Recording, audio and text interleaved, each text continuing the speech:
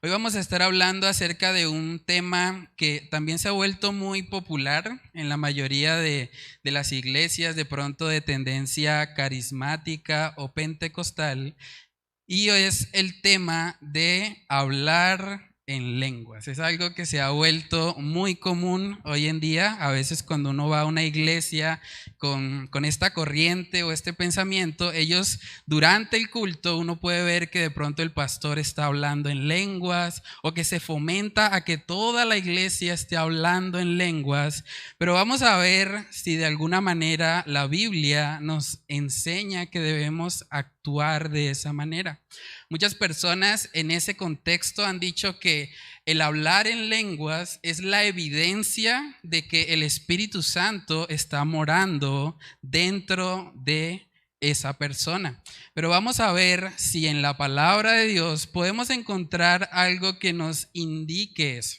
Y cuando nosotros nos vamos a la Biblia, solamente hay 3 versículos en toda la Biblia en los cuales se relaciona el hablar en lenguas con el Espíritu Santo, y vamos a verlos. En Hechos capítulo 2 vemos por primera vez que se habla acerca de que el Espíritu Santo descendió y una de las manifestaciones fue el hablar en lenguas.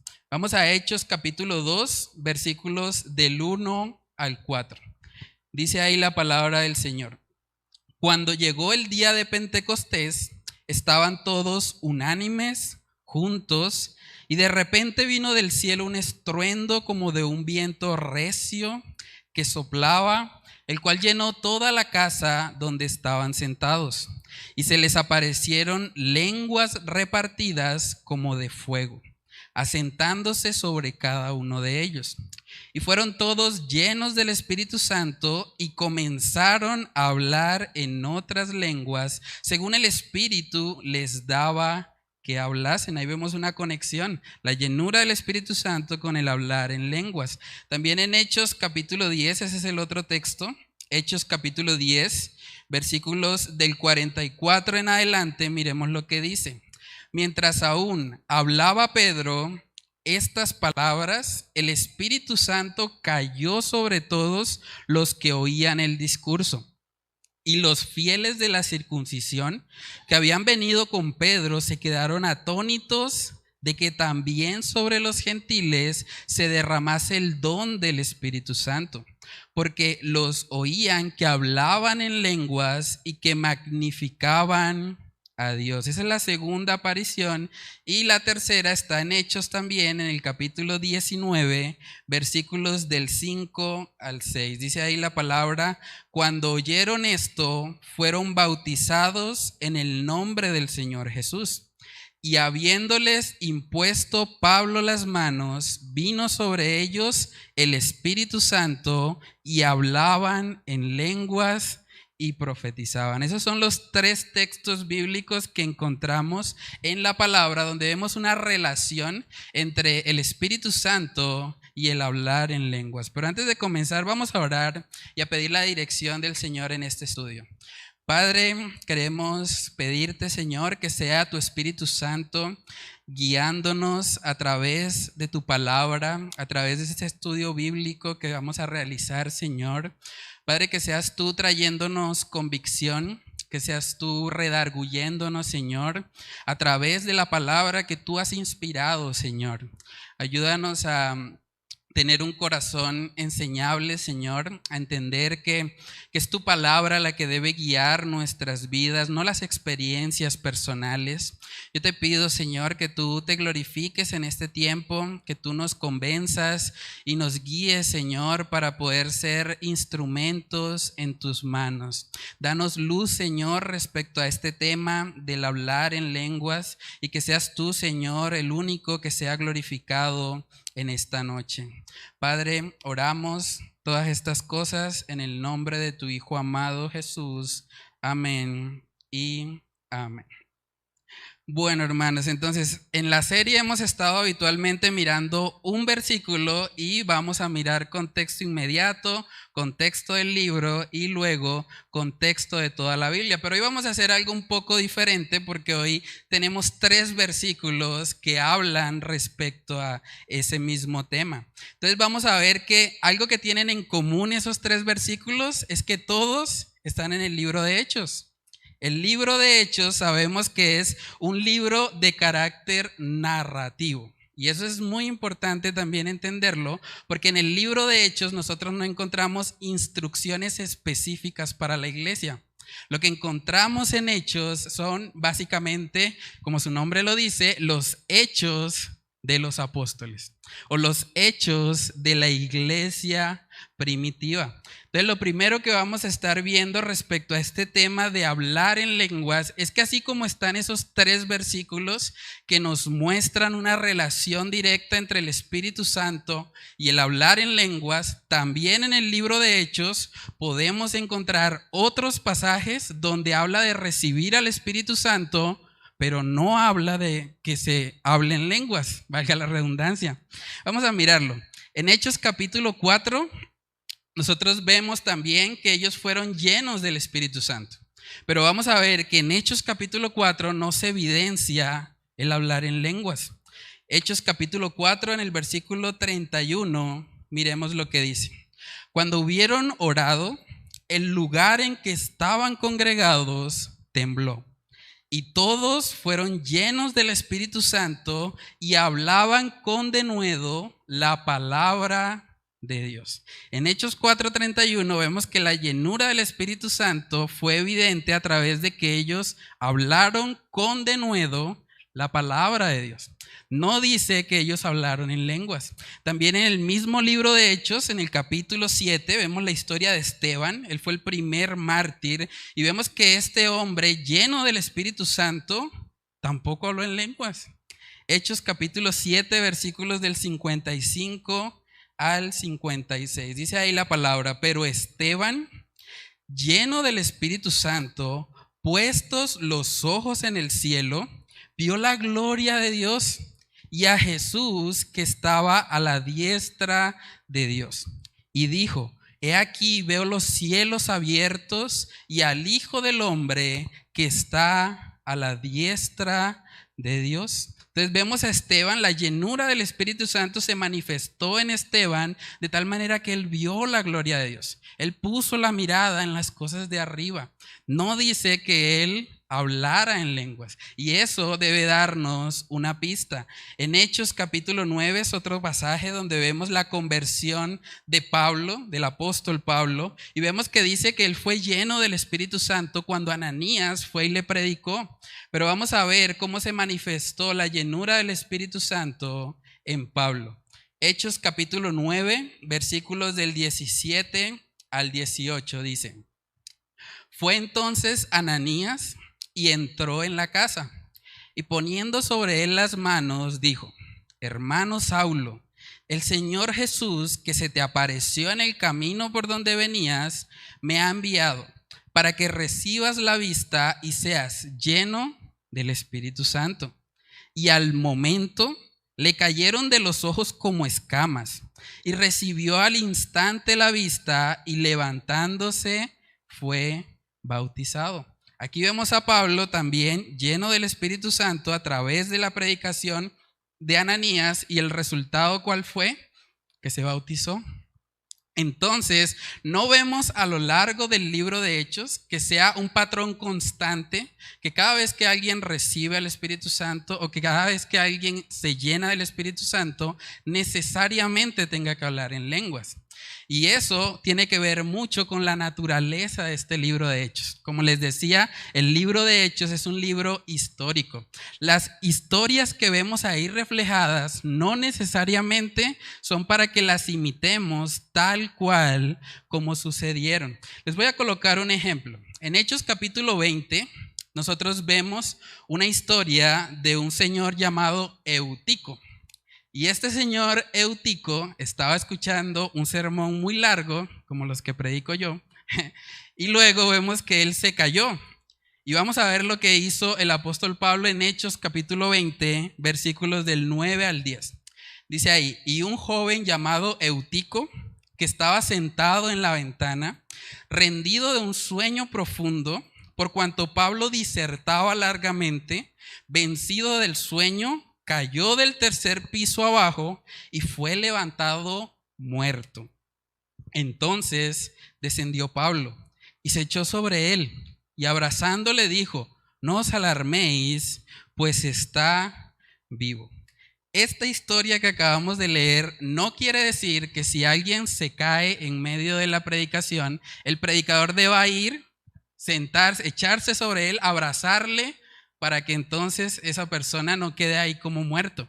Esa no es la enseñanza de este pasaje. ¿Por qué? Porque el libro de Hechos es un libro descriptivo. No es un libro que nos dé instrucciones puntuales para la iglesia. Entonces, eso es importante entenderlo para que nosotros podamos aplicar correctamente los pasajes que hablan acerca de que recibieron el Espíritu Santo o que fueron llenos del Espíritu Santo y luego hablaron en lenguas. Muchos de los milagros que vemos en el libro de Hechos no tenemos que imitarlos tal cual como están ahí descritos.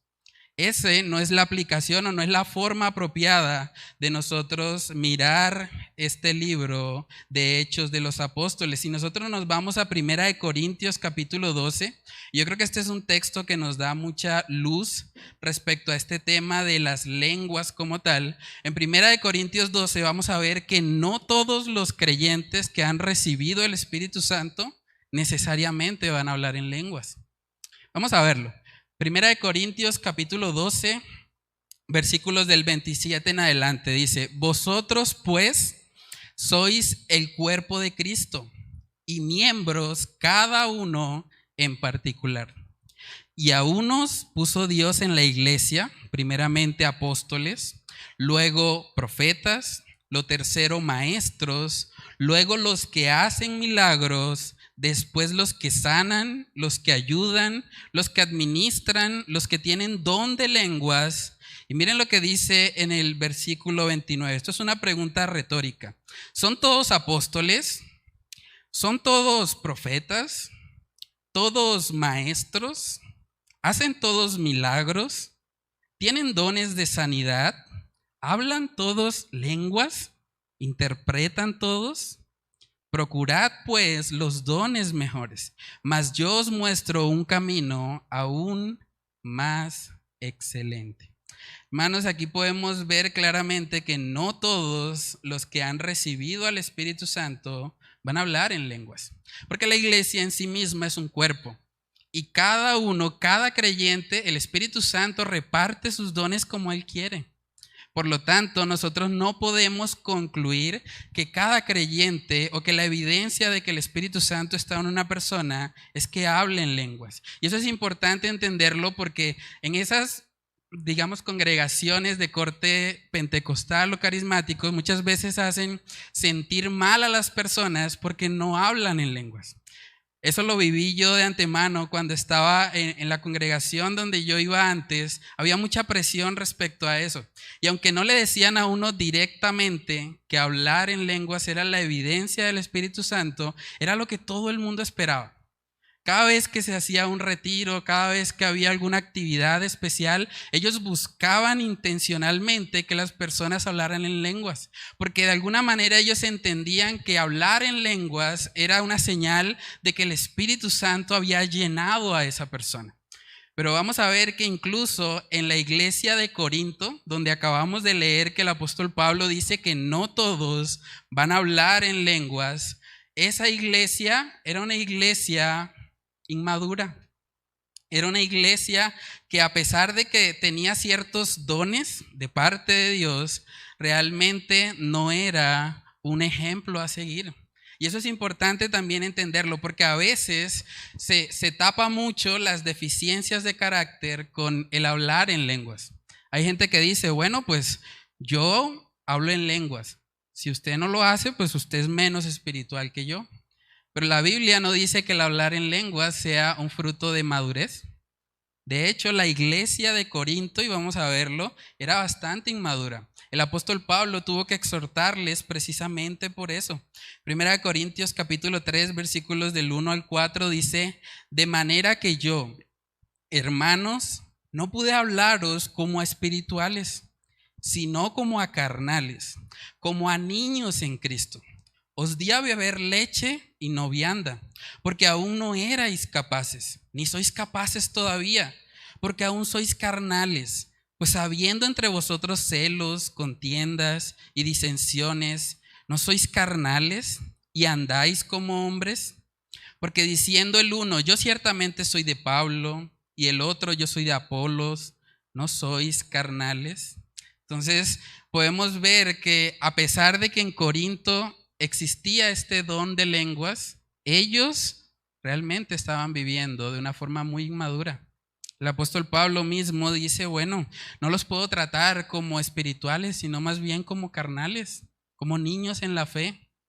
Entonces no podemos asociar este don de lenguas con el hecho de que la persona sea madura en su fe.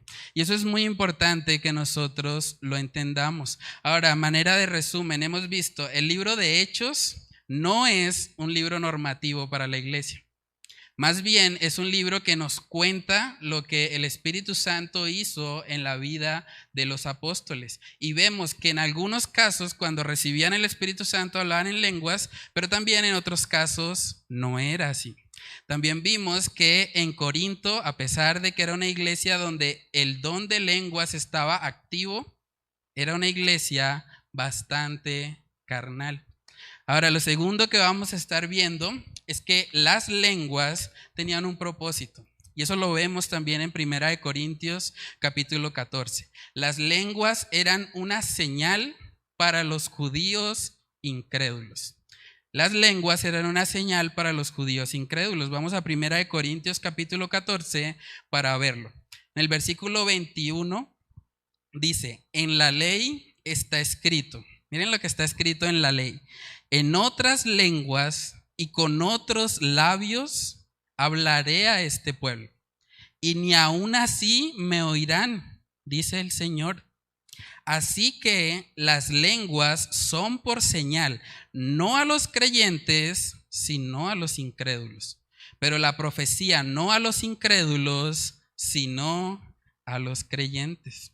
Es curioso porque aquí el apóstol Pablo está citando un texto de Isaías y está hablando puntualmente en el versículo 21 de que con otros labios hablaré a este pueblo y ni aun así me oirán.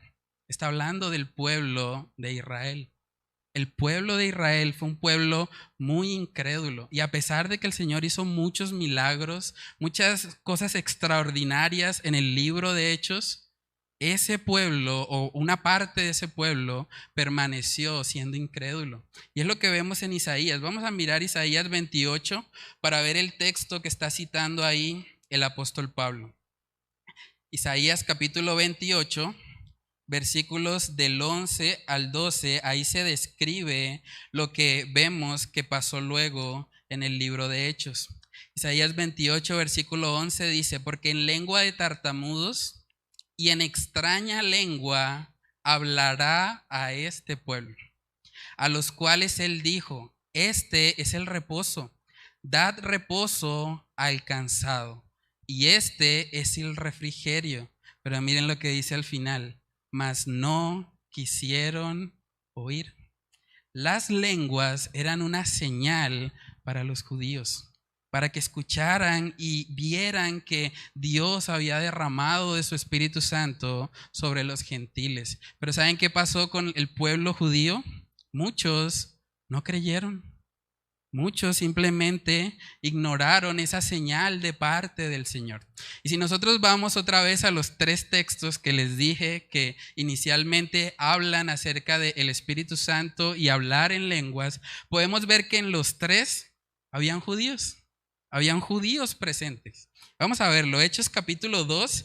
Si nosotros seguimos leyendo después de que dice que llegaron lenguas como de fuego, en el versículo 5 dice, moraban entonces en Jerusalén judíos, varones piadosos, de todas las naciones bajo el cielo. Y hecho este estruendo, se juntó la multitud y estaban confusos, porque cada uno les oía hablar en su propia lengua. Y estaban atónitos y maravillados, diciendo: mirad, ¿no son galileos todos estos que hablan? ¿Cómo pues les oímos nosotros hablar cada uno en nuestra lengua en la que hemos nacido?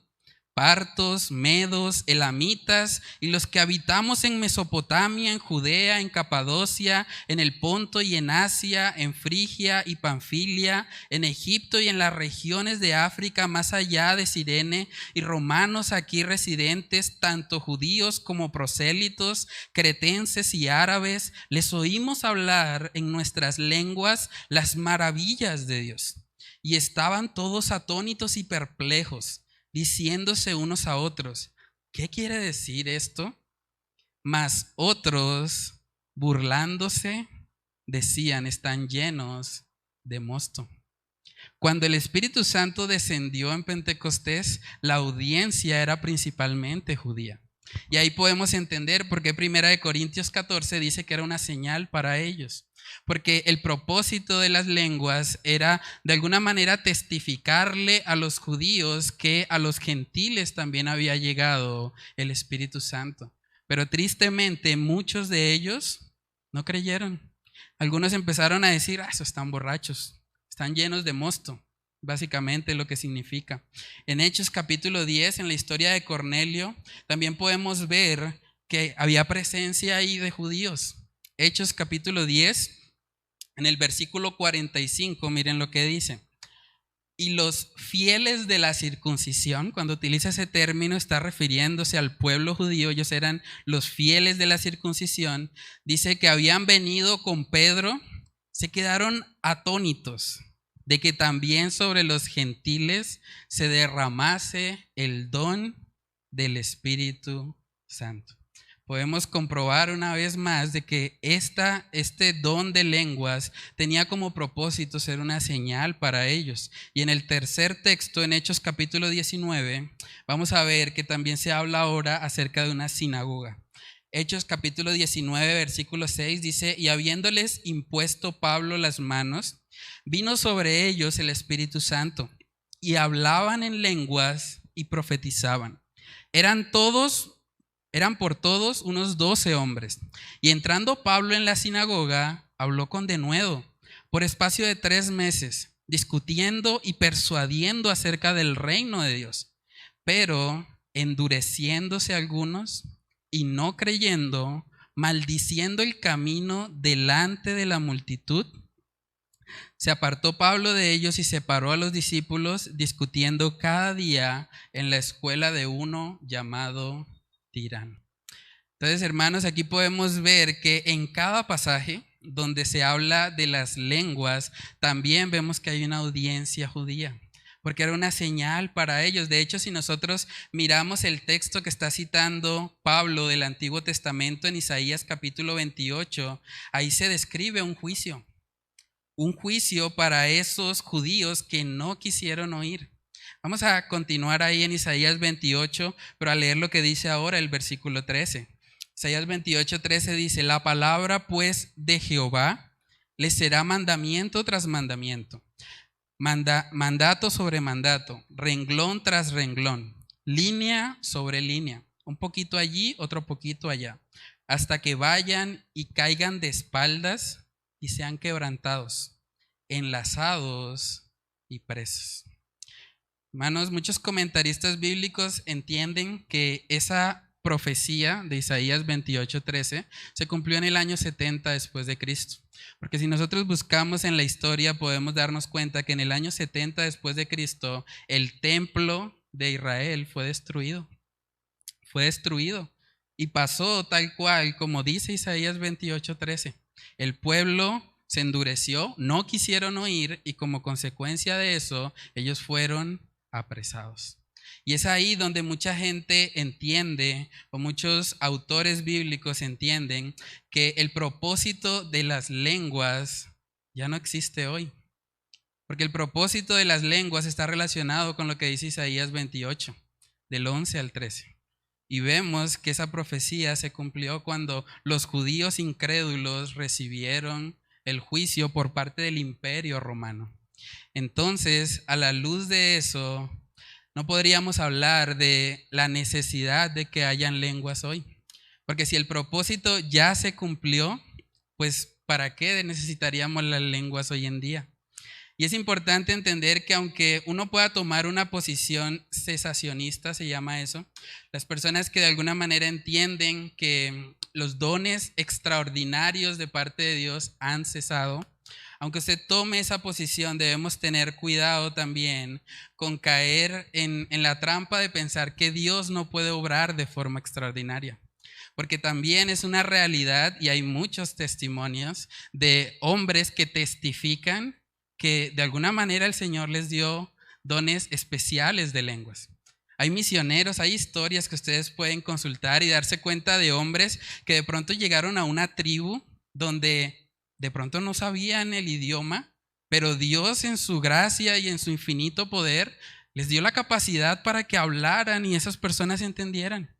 Entonces, aunque veamos que esta profecía tenía un propósito, o este don de lenguas tenía un propósito, aquí podemos ver también a la luz de la actualidad en la que estamos, que el Señor puede obrar de formas extraordinarias. Hay una frase del pastor Sugel Michelén que me llama mucho la atención. Él dice, yo soy cesacionista, pero Dios no lo es. Él se define como cesacionista, pero Dios no lo es. Por lo tanto, Dios en situaciones extraordinarias puede hacer cosas extraordinarias. No estamos diciendo que las lenguas no puedan manifestarse hoy. Si el Señor quiere hacerlo, lo puede hacer. Pero lo que vemos en la palabra de Dios es que tenía un propósito y que el propósito ya fue cumplido.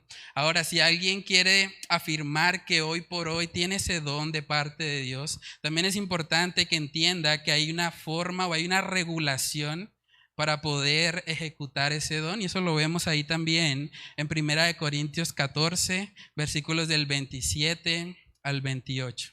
Miren lo que dice la palabra de Dios. Si habla alguno en lengua extraña, sea esto por 2 o a lo más 3, y por turno, y uno interprete.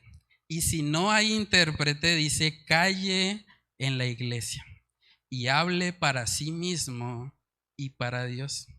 Aquí vemos otra realidad que muchas veces no se cumple. A veces vemos que el pastor o el que está dirigiendo de pronto el culto está hablando continuamente en lenguas. Y uno dice, pero bueno, si no hay intérprete, si no hay alguien que le pueda dar un sentido a esas palabras, Pablo dice, cállese, no debe hablar. Si ese es su caso, pues mejor hable con Dios y ya.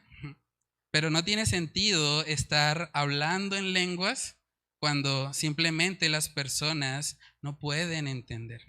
Yo les puedo contar a manera de experiencia personal. Yo tuve una lucha respecto a este tema, porque yo vengo de una congregación donde me enseñaron que era muy importante hablar en lenguas, o que era la evidencia de que realmente estaba creciendo en mi fe. Y por mucho tiempo yo pensé que tenía el don.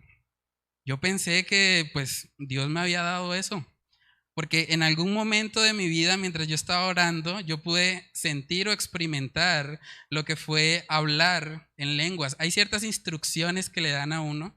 Le dicen, bueno, básicamente usted tiene que aflojar un poco, como la mandíbula, y tiene que dejarlo salir, dejarse llevar. Y yo viví eso. Yo lo viví y yo decía, wow, realmente si Dios me ha dado este don, y en 1 Corintios 14 también dice que debemos pedir a Él para que nos dé la capacidad de interpretarlo.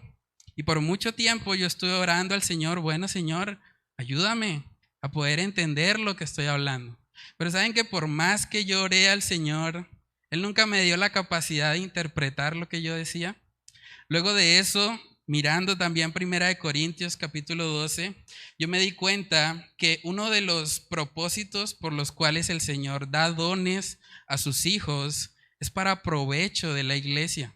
Y cuando yo veía eso, yo decía, bueno, pero este don, si realmente viene de parte de Dios, ¿cómo hago para usarlo para el provecho de la congregación o el provecho de los hermanos? 1 Corintios capítulo 12, versículos del 4 al 7 dice, ahora bien, Hay diversidad de dones, pero el Espíritu es el mismo.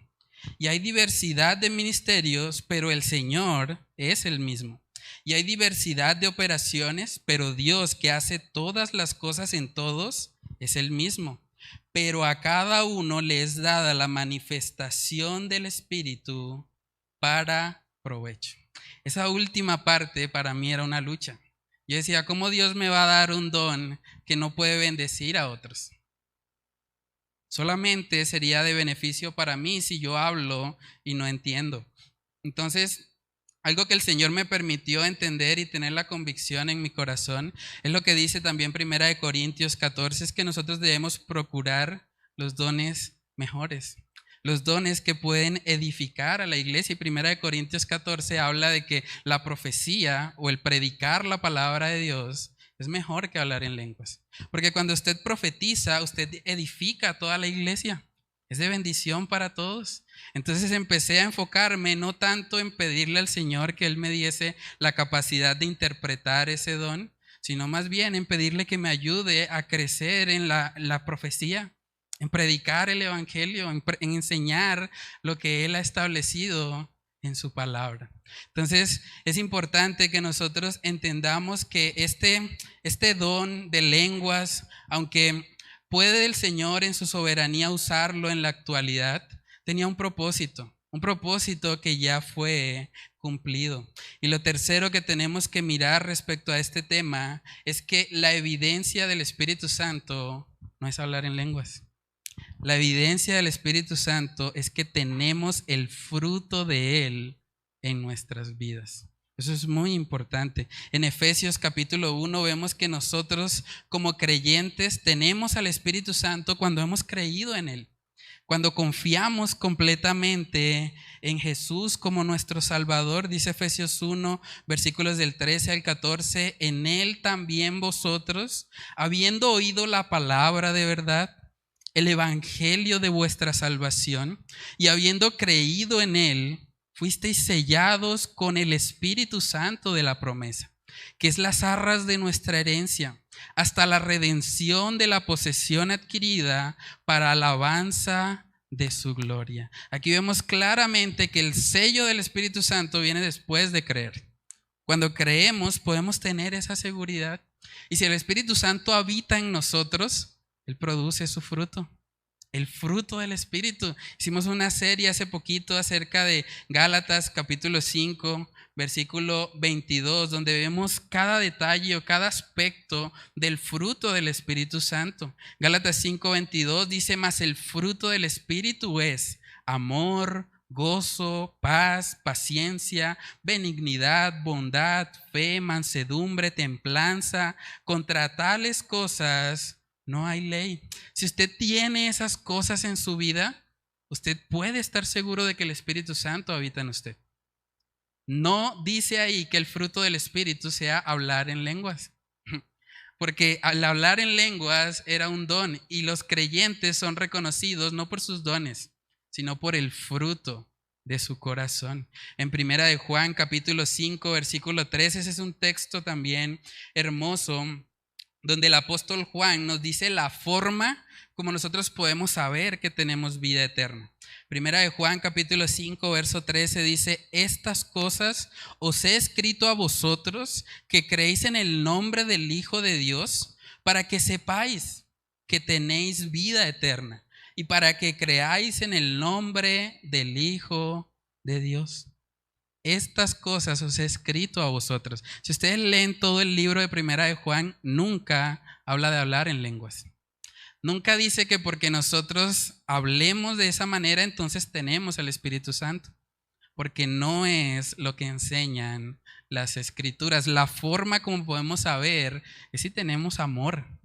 Si amamos a Dios con todo nuestro ser. Eso es una evidencia.